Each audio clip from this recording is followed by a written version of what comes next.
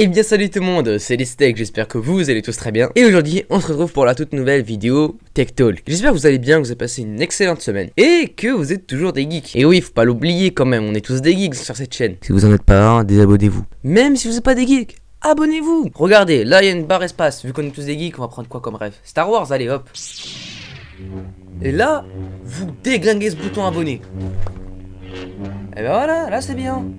Oh, c'est qui ça? Ah, c'est le bouton like. Bah vous le déglinguez aussi. Voilà, là vous avez fait toutes les bonnes étapes pour devenir un geek. Non, plus sérieusement, c'est Listech. Aujourd'hui on se retrouve pour une toute nouvelle vidéo. On a eu pas mal de news, pas beaucoup non plus, mais deux qui pourraient être suffisamment intéressants. Sur ce, arrêtons de parler et commençons avec la première news. Le Chromecast va bientôt mourir. Et oui, game over pour le Chromecast première génération, qui n'est désormais plus pris en charge par Google. Et oui, c'était bientôt 10 ans, en 2014, Google avait lancé son premier Chromecast à seulement 35 €. Et la fin de cette prise en charge annonce donc le fait qu'il n'y aurait plus de mise à jour sur le Chromecast. Cela veut dire comme quoi les performances du Chromecast vont commencer à se dégrader et qu'il va être de moins en moins utilisable. Rappelons quand même, pour ceux qui ne savent pas, le Chromecast première génération était une petite clé qui se branchait en HDMI et qui se connectait au téléviseur. Le tout alimenté par un câble micro USB. Avec seulement 2 Go de stockage et 512 Mbps de RAM, ça pouvait transformer n'importe quelle télé en TV connectée. Alors bien évidemment, la fin de cette prise en charge n'annonce pas non plus la mort du premier Chromecast. Celui-ci devient toujours utilisable, vous pouvez toujours l'utiliser. Sachez juste que dans les mois ou les années à venir, il va devenir de moins en moins utilisable et de moins en moins compatible avec les dernières applications ou nouveautés technologiques de nos jours. Sur ce, passons à la deuxième news. Et oui, je vous l'ai dit dans la précédente vidéo, le mois de juin c'est le mois où on commence à avoir le plus de showcasts dans l'année. Et justement, il y a eu un showcast récemment lors du Computex 2023 de chez Nvidia. Nvidia a fait feu de tout bois s'agissant de l'IA générative, comme celle baptisée par le Avatar Cloud Engine.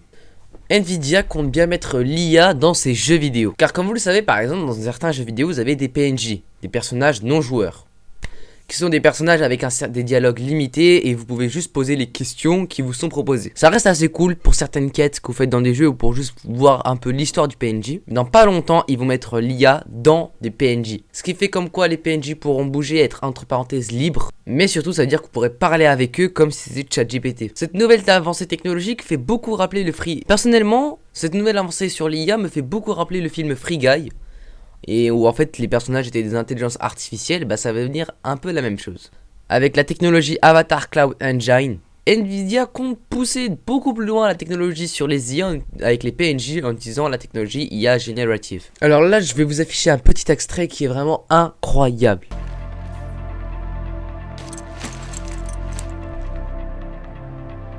Hey Jen, how are you? Unfortunately, not so good. How come? I am worried about the crime around here. Et oui, vous l'avez bien vu, l'IA a répondu aux joueurs. Et le mieux dans tout ça, c'est que vous n'avez même pas besoin d'écrire sur un clavier pour qu'il puisse vous répondre. C'est directement le joueur qui parle via son micro et le PNJ lui répond par la voix. Ce qui est vraiment fou. Ça va rendre les jeux beaucoup plus immersifs.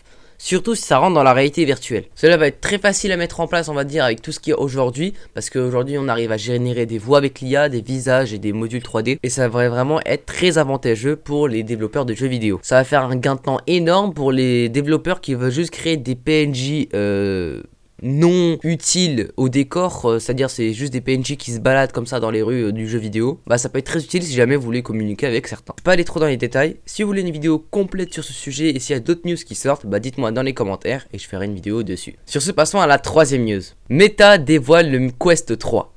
Et oui, ça a été annoncé récemment au Showcast 2023 de Meta. Le casque de réalité virtuelle, le Meta Quest 3, devrait sortir dans assez longtemps. Je vous avais déjà parlé dans une ancienne vidéo que le Quest 3 devait bientôt arriver.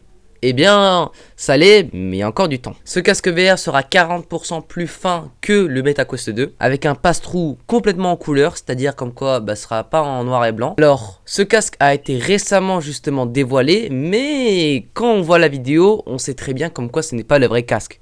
Bien oui, si le casque avait vraiment été fabriqué, il serait déjà sorti. Meta indique qu'il y aura un événement le 27 septembre pour donner plus de détails sur le casque en question, mais il précise quand même qu'ils vont sûrement réinventer le design et les performances du casque dans les mois à venir. Ce qui veut dire que le casque ne va pas sortir du tout de maintenant, quoi. Surtout quand on voit comme quoi le casque est 40% plus fin que le Quest 2 et qu'il n'y a aucune batterie à l'arrière comme pour le Meta Quest Pro. on se demande vraiment si c'est possible. Surtout quand on voit le prix qui serait de 500 $ minimum, ce qui est à peu près le prix du MetaQuest 2 actuel. Et si jamais c'est le prix qu'ils comptent mettre, bah c'est pas vraiment proportionnel.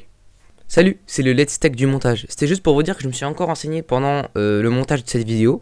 Et en allant sur le site de Meta, on voit que le MetaQuest 3 sera vendu aux alentours de 600 € en France pour la version 128 Go.